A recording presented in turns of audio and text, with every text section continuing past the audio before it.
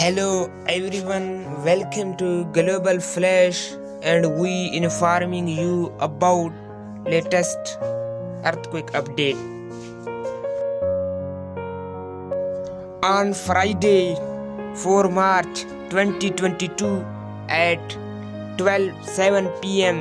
local time, deadly earthquake hits on China near Tibet. Reported by German Research Center for Geosciences and Geological Survey. The magnitude of earthquake was 4.2 and depth 10 km below the center. Please subscribe. Thanks for watching Global Flash.